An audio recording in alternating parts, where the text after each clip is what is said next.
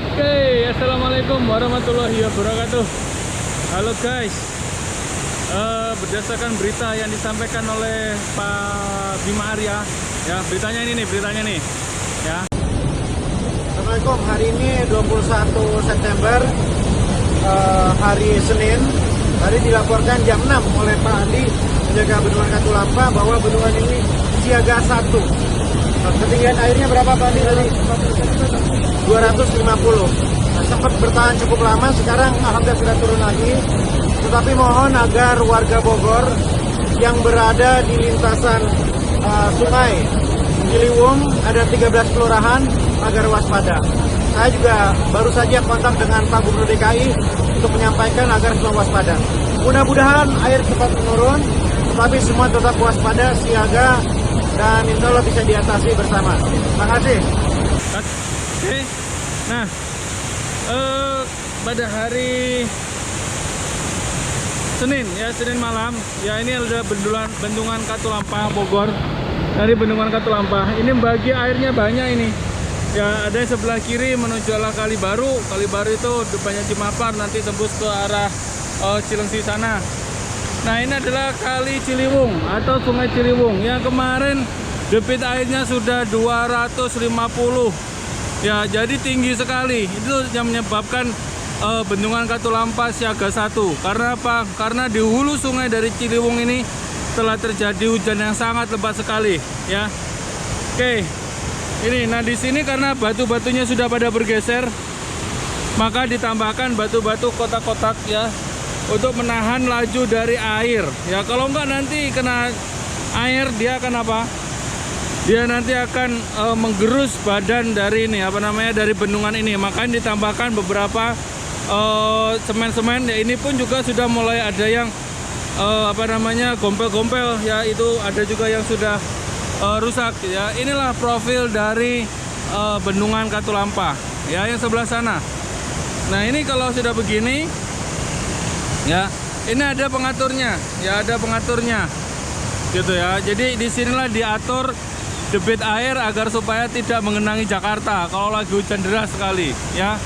Oke, dan sungai inilah yang sekarang menjadi sumber air bagi PDAM Tirta Pakuan. Jadi PDAM Tirta Pakuan itu adalah PDAM yang dikelola oleh pemerintah Kota Bogor ya. Selain Ciliwung, kita juga mengambil dari Sungai Cisadane. Sungai Cisadane nanti di Jakarta akan berada di sebelah barat ya, Jakarta Barat, sedangkan Sungai Ciliwung akan nanti di sebelah timur. Jadi makanya ada banjir kanal barat, ada banjir kanal timur lah, dan segala macam. Karena memang secara Jakarta itu di bawah permukaan air laut, apalagi banyak terdapat gedung-gedung bertingkatnya ya, seperti itu. Makanya dulu banjir kanal timur dan barat itu sudah dari zaman Belanda itu ya. Oke. Nah, balik lagi ke PDAM, bagaimana mereka mengolah ya, bagaimana mereka mengolah air yang seperti ini, ataukah air yang kayak kemarin butek banget itu banyak lumpurnya, atau air yang tidak ada lumpurnya sama sekali ya. Oke, Anda bisa saksikan videonya di deskripsi di atas ini. Ini di sini ada jawabannya ya, ada jawabannya bagaimana cara mengolah ya. Oke, kita lanjut ke sisi yang sebelah sana lagi. Nah, ini yang ke Sungai Kali Baru ya. Ini nanti untuk lahan pertanian ya, untuk mengairi lahan pertanian di sebelah kanan ya, kanan dari Kota Bogor. Ini nanti sembus sampai Jakarta. Nah, ini instalasinya. Nanti diatur-atur lah di sini. Nah, itu. Nah, lu bayangin aja tuh sampai warna merah. Ya, dikit lagi udah banjir.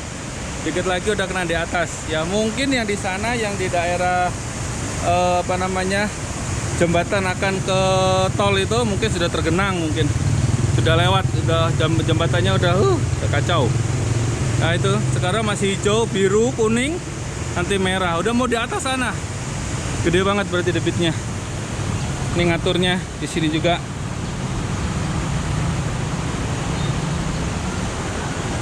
Wah, bisa.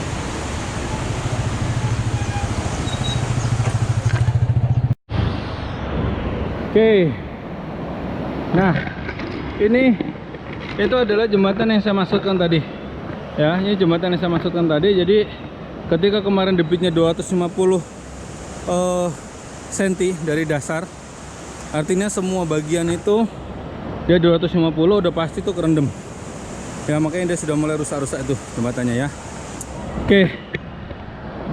Ini debit air debit air yang begitu normal hari ini ya. Tapi ketika nanti puncak sana sudah mulai sudah mulai hujan. Wah, luar biasa. Gitu ya. Oke. Nah, ini saya baru jalan hanya 6 kilo saja. Mulai dari rumah pakai Strava. Kita nanti pulangnya kita juga mungkin hanya 6 kilo saja. Gitu ya.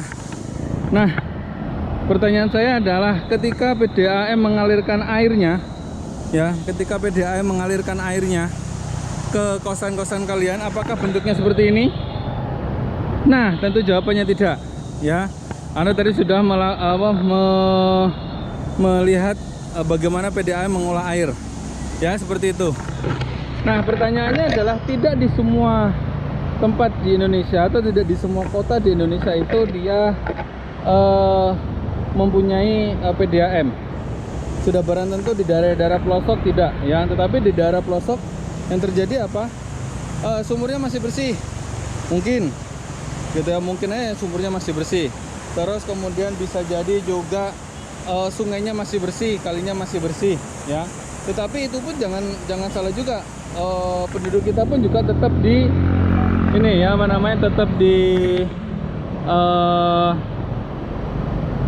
tetap dimasak airnya juga ya, karena ya khawatir. Kita tahu masak itu dulu mungkin cuman ini saja cuman bagian ritual aja gitu, tapi kan sekarang kita udah tahu ada bakterinya, ada segala macam, ada kumannya, bahasa awamnya kan seperti itu ya. Oke, jadi di situ juga ada proses-proses pengolahan. Tetapi pasti ada juga yang ketika memasak baunya masih bau seperti besi atau karat. Nah, itu ada juga. Terus kemudian ada ketika dimasak lama-kelamaan pancinya warnanya putih di bagian bawah gitu ya. Terus ada seperti serpihan-serpihan. Nah, itu apa itu? Itu namanya ada CA, ada MG, ada kesadaran tetap, ada kesadaran sementara. Nah, seperti itu. Nah, bagaimana cara menghilangkannya gitu ya? Apalagi kalau yang seperti ini nih. Wah, gampang. Kalau seperti ini kan gampang nih. Tambahin apa? Ya, Anda sudah tahu. Nah, pain point inilah yang digunakan para pembuat seperti PDAM gitu ya. Sungainya bau gitu ya. Terus kemudian kayak di Jakarta gitu ya, meskipun pakai sumur juga tetap aja bau karena apa, sekitarnya sudah tercemar. Nah, gitu ya. Jadi Anda pun di rumah dengan memahami konsep ini harusnya Anda bisa bisa membuat suatu penjernih air sederhana. Gitu ya. Oke, bisa membuat suatu penjernih air sederhana di rumah ya. Tentu kapasitas kalau sederhana tidak banyak gitu ya, tetapi itu bisa kita hitung dan bahan-bahan yang kita gunakan pun bisa di sekitar rumah ya. Ini adalah tugas yang pertama ya, yang kemarin tugas pupuk, ada tugas kedua. Yang ini adalah tugas yang pertama untuk ini ya untuk mata kuliah PLIP ini, yaitu membuat penjernih air sederhana. Ya, bahan-bahannya silakan Anda searching gitu ya. Mungkin ada dari anak-anak suatu komunitas membuat sendiri gitu ya. Terus kemudian yang Anda videokan adalah mulai dari awal ya, pembuatannya bahannya apa saja. Terus kemudian dengan uji cobanya sekalian ya. Jadi satu video saja dengan uji cobanya sekalian. Misalnya uji cobanya adalah menggunakan air sungai ya.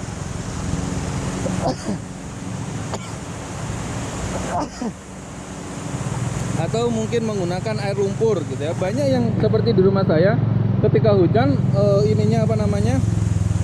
si air sungai air sumurnya itu juga dia banyak lumpurnya. Karena apa? Tanahnya tanah liat. Jadi ketika kena air, tanah liatnya nanti sebagian sebagian tanahnya akan terbawa. Sehingga apa? Sehingga ya kalau dipakai mandi itu ya warnanya kayak cappuccino aja gitu. Makanya kita bisa menambahkan sesuatu, misalnya tambahkan bahan kimia, gitu. Nggak usah susah-susah, bahan kimianya misalnya tawas gitu ya, atau FeCl3 gitu ya, atau mungkin pakai CaCO3. Nah, nanti kita akan lihat ya bagaimana efektif dari masing-masing itu ya. Oke, itu seperti itu. Terus kemudian setelah Anda membuat ya, Anda nanti akan presentasikan di pertemuan ke-7 ya. Jadi dipresentasikan hasil pembuatannya seperti apa ya. Anda seorang mahasiswa jadi harus tahu ya, misalnya alat yang dipakainya apa gitu ya, yang bagusnya seperti apa, itu kan kita harus tahu juga gitu. Misalnya Anda menggunakan paralon ukuran sekian besar gitu ya, terus kemudian lapisan pertamanya apa, lapisan keduanya apa, lapisan ketiganya apa, keempatnya apa.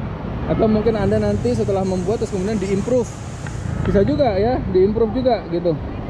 Diimprove untuk apa? Untuk atau agar supaya si ininya apa namanya, si penjernih airnya lebih bisa bertahan lama gitu ya.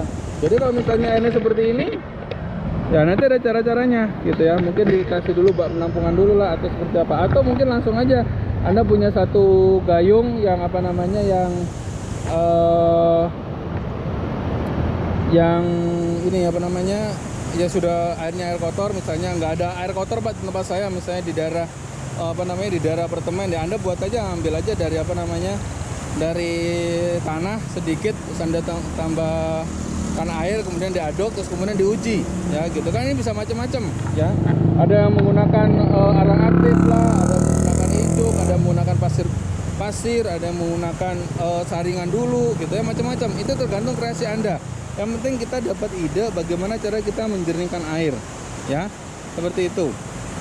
Nah, mungkin itu tugas yang pertama ya, untuk penjernih air nanti dipresentasikan di pertemuan ke-7 ya. Jadi kalau Anda membuat video ya, dan nanti bisa kita videokan ataupun videonya tetap dikumpulkan ya. Jadi tetap dikumpulkan videonya, terus kemudian Anda buat PowerPoint presentasinya ya, dari foto-foto yang ada di video itu boleh, ataupun Anda foto sendiri. Oke, itu tugas pertama ya. Saya akhiri. Assalamualaikum warahmatullahi wabarakatuh.